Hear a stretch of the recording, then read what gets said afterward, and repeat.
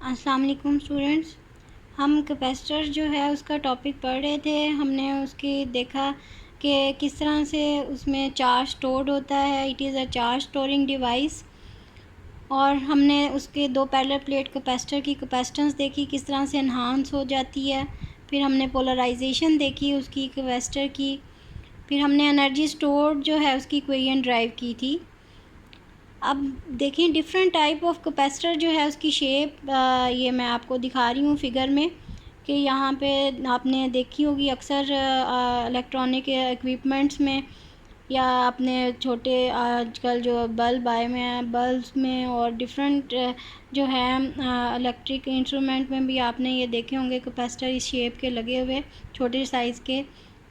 तो उस पर इसकी वैल्यू भी गिवन होती है कि कितने माइक्रोफेरेड का ये कैपेसिटर लगा हुआ है। इसमें ये दो इसकी पिंस जो हैं आपको आउटसाइड हर कैपेसिटर में नज़र आ रही होंगी। इन पिंस के ज़रिए से इसको जो है सोल्ड किया जाता है, इंसर्ट किया जाता है जिस सर्किट में हमने इसको लगाना होता है। तो ये शेप्स जो हैं मैं आपको दिखा रही हूँ कि ये इस टाइप के कैपेसिटर जो हैं वो आपको देखने के लिए मिलेंगे। इसके अलावा जो है कैपेसिटर जो है और इसकी बहुत सारी टाइप्स होती हैं कैपेसिटर की, जो कि नॉन इलेक्ट्रोलाइटिक है, पेपर कैपेसिटर है, ठीक है, वेरिएबल कैपेसिटर भी हैं, गैंग कैपेसिटर भी हैं। डिफरेंट टाइप्स और शेप्स के ये कैपेसिटर आपको मैं दिखा रही हूँ ताकि आप वेल नोन हो जाएं कि कैपेसिटर जो हैं वो किस किस शेप्स के। सिरेमिक कैपेसिटर भी होते हैं, ठीक है।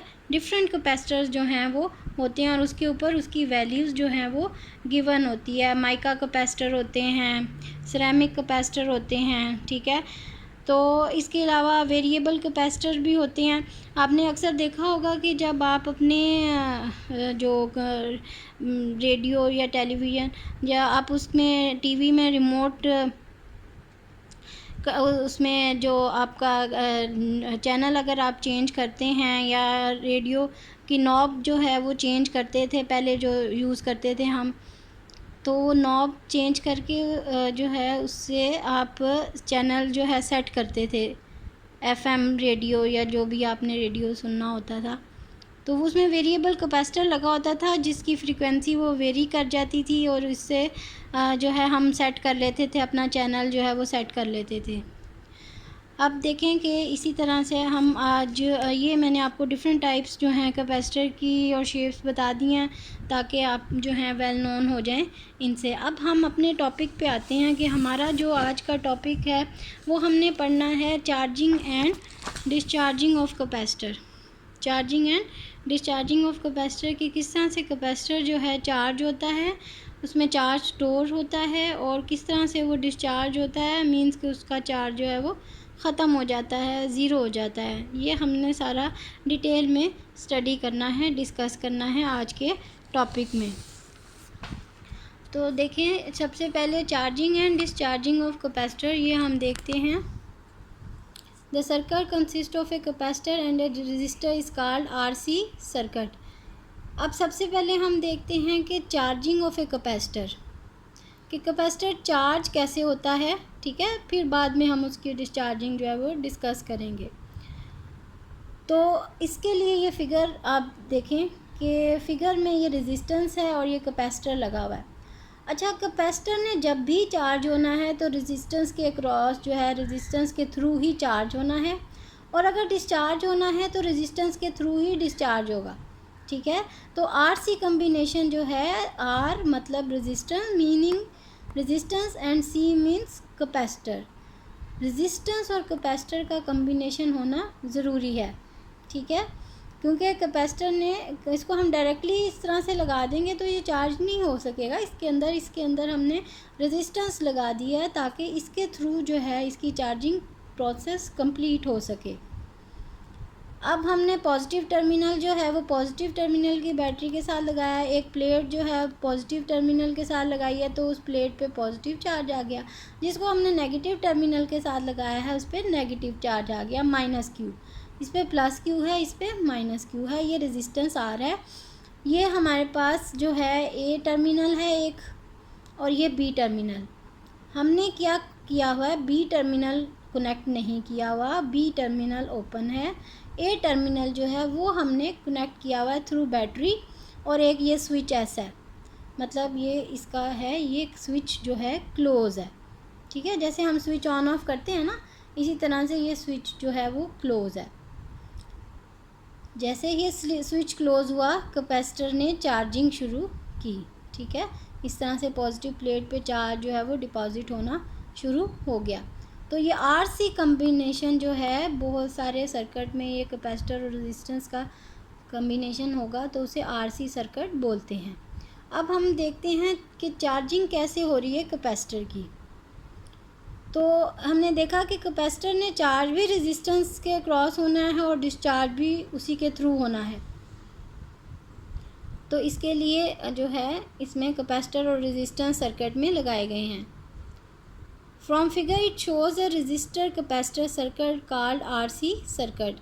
ये मैं आपको बता दिया मैंने कि आर और सी जो है इसका कम्बिनेशन जो है ये सर्किट में ये आरसी सर्किट कहलाता है। ठीक है, रेजिस्टेंस और कैपेसिटर का। तो जब स्विच एस जो है वो set at terminal A, the RC combination is connected to a battery of voltage V0 which starts charging the capacitor through the resistor R। ठीक है, मैंने आपको ये बता दिया है कि कैपेसिटर, ये जब हम स्विच ए जो है इसको हम ए टर्मिनल को बैटरी के साथ लगाएंगे, स्विच को क्लोज़ करेंगे, तो हमारे पास ये क्या होगा कि ये चार्जिंग शुरू होगी कैपेसिटर की थ्रू रेजिस्टेंस आर। ठीक है, तो capacitor is not charge immediately, rather charge build up gradually to the equilibrium value of Q naught is equals to CV naught।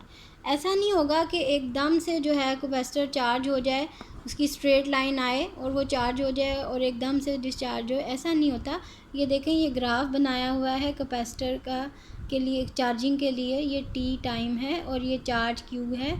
इसके दरमियान में ग्राफ जो है ये क्या शो कर रहा है कि कैपेसिटर चार्ज हो रहा है gradually, Aahista Aahista gradually charge हो रहा है। ठीक है, ये एक हमारे पास वैल्यू आ रही है और ये दूसरी वैल्यू आ रही है। तो ग्रेजुअली जो है वो चार्ज हो रहा है कैपेसिटर थ्रू रेजिस्टेंस आर। ठीक हो गया। तो ये कितनी वैल्यू तक ग्रेजुअली ये चार्ज होके कितनी वैल्यू तक चार्जिंग इसकी स्टॉप हो जाएगी, जब ये इसकी value Q naught is equals to C V naught तक पहुंच जाएगी, तब ये स्टॉप हो जाएगा, इसका चार्ज करना बंद हो जाएगा। और ये वैल्यू क्या है, Q naught is equals to C V naught. ठीक है, जितनी उसकी बैटरी की वोल्टेज है। द ग्रोथ ऑफ द, इसको हम जो चार्जिंग है, ये इसको जो चार्ज बिल्ड अप हो रहा है या चार्ज जो इसकी चार्जिंग जो प्रोसेस है ये ग्रेजुअली है, तो इसकी इक्विलिब्रियम वैल्यू कितनी है, Q naught C V naught. ठीक है, इसको हम ग्रोथ ऑफ द चार्ज भी बोलते हैं। ठीक है, जो इसकी चार्जिंग है इसको हम ग्रोथ भी कहते हैं, growth of the charge with time for different resistances is shown in figure. अब देखें कि हमने रेजिस्टेंस आर और सी का कम्बिनेशन लगाया ना, रेजिस्टेंस डिफरेंट लगा के आर और सी के कम्बिनेशन से हम इसका जो है वो चार्जिंग प्रोसेस जो है वो डिफरेंट वैल्यूज़, डिफरेंट हमारे पास ग्राफ की वैल्यू आ सकती हैं। ये किसके ऊपर डिपेंड कर रहा है, आर और सी के कम्बिनेशन पे कि रेजिस्टेंस की क्या वैल्यू है और कैपेसिटेंस की क्या वैल्यू है। और ये कम्बिनेशन आर और सी का कहलाता है टाइम कांस्टेंट। ठीक है, हमने इसीलिए टाइम के दरमियान में और चार्ज के दरमियान में ग्राफ बनाया ना। तो ये आर सी कम्बिनेशन हमारे पास क्या है, टाइम कांस्टेंट। अब देखें यहाँ पे आपको ग्राफ में नज़र आ रहा होगा कि ये हमारे पास जो है ये क्या है, ये स्मॉल आर सी है और ये वाला जो है ये क्या है, हमारे पास लार्ज आर सी है। लार्ज आर सी होने का मतलब ये है कि ये बहुत जल्दी अपनी सैचुरेशन या इक्विलिब्रियम पोजीशन पे पहुंच जाता है, और ये जो है कर्व ये देर से अपनी इक्विलिब्रियम पोजीशन पर पहुंचता है। इसका टाइम कांस्टेंट कम है और इसका जो कि जल्दी अपनी इक्विलिब्रियम पोजीशन पे पहुंच जाता है, टाइम कांस्टेंट ज़्यादा है, RC combination. So the growth of the charging with time for different resistances is shown in figure. According to this graph, Q is equals to zero at T is equals to zero. ठीक है, starting में जब T zero था तो charge भी zero है। Gradually Aahista Aahista जो है ये इंक्रीज़ हो रहा है, आहिस्ता आहिस्ता इंक्रीज़ होके सैचुरेशन पॉइंट तक पहुंच रहा है। ठीक है, वो क्या है, equilibrium value Q naught is equals to C V naught. The voltage V across the capacitor at any instance can be obtained by dividing Q by C। Voltage आपको पता है Q किसके इक्वल होता है, चार्ज जो होता है directly proportional to voltage, और कैपेसिटेंस के होता है Q is equals to CV। ये बेसिक फार्मूला जो कैपेसिटर का, तो उसको हम क्रॉस मल्टीप्लाई जब करेंगे तो V किसके इक्वल आ जाएगा, Q ओवर C के इक्वल आ जाएगा। ठीक है, तो यहाँ से हमें R और C के कम्बिनेशन से पता चलता है कि ये कितना चार्जिंग, इसका टाइम कितना लेगा, तो ये कैपेसिटर जो है वो फुली चार्ज हो जाएगा, इक्विलिब्रियम पोजीशन में आ जाएगा। ये हम टाइम कांस्टेंट सेट करके तो इसकी वैल्यू सेट कर लेंगे। और ये अपना जो है 63% जो है चार्ज Q नॉट के, ये हमारे पास चार्जिंग आएगी। ठीक है, मैक्सिमम जो चार्जिंग आएगी वो कितनी आएगी, 0.63% ऑफ Q नॉट।